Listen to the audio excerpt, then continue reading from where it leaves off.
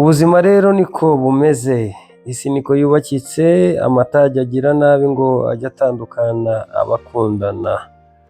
Reka rero twifurize umwana iruhuko ridashira, Naomi twakundaga, uwo twari twitezemo byinshi ndetse uwo ababyeyi bifurizaga ibyiza byinshi, adukuwemo bya none ndetse imitima iribiye, ibitekerezo bigiye kure.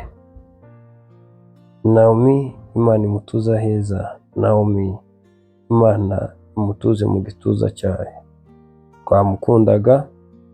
Twamukundaga cyane, Imana imutuza heza. Reka rero twihanganishe abamuzi bose, abaturanyi, inshuti, abavandimwe, mukomere kandi mwihangane. Naomi, Imana iguhe iruhuko ridashira. Twongeye kubaha ikaze inshuti ba G9 Mind TV. Uko bisanzwe rero itariki 27 ukwezi n'ukwa gatatu mwaka ni 2026. Ngiye mwumva rero kuri Mike n'Isendege y'abahizi.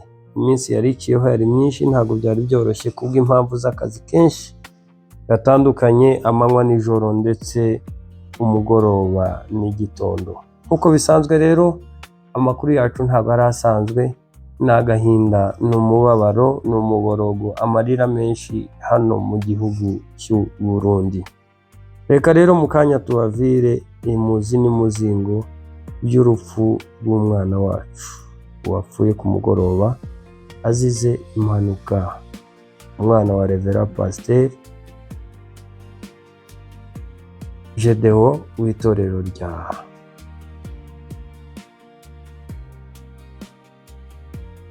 Carmel Church.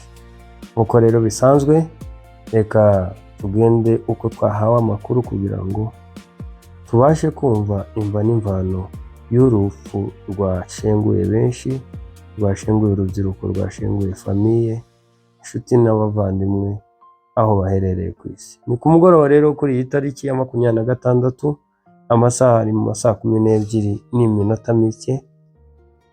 Umwana ubwo yari avuye muri gahunda z'umunsi, harimo ku ishuri ndetse no mu zindi gahunda z'abana, arimo ataha aza kugirwaho impanuka y'imodoka imugwaho.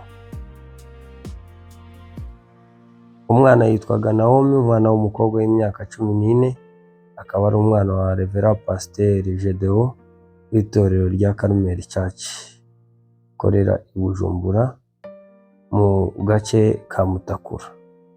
Umwana rero akaba yari umukobwa mwiza w'igihagararo, ukunzwe, w'igikundiro mu bantu, umwana w'ikinyabupfura, mwiza w'uburanga, akaba yitabye Imana ku myaka ye 14. Naomi rero turamwifuriza iruhuko ryiza kandi dukomeza inshuti n'abavandimwe aho ziri ku isi, abari kure y'umuryango, abari hafi, nimukomere kandi mwihangane. Agiye ari umuziranenge, agiye ari umwana ukunzwe kandi wari umujyambere wa twese, ngaho mukomere. Urupfu rero rwabaye uyu munsi, aho yaje kubagongwa n'imodoka mu kanya kashize saa 12:00, ndetse iyo modoka ni imodoka ya kampani bise Okapi Originale ikora umurimo wa taxi hariya mu mujyi wa Bujumbura. Ndetse polisi y'Ubujumbura yagaragaye iri hejuru y'uwo murambo uko mubibona muri video.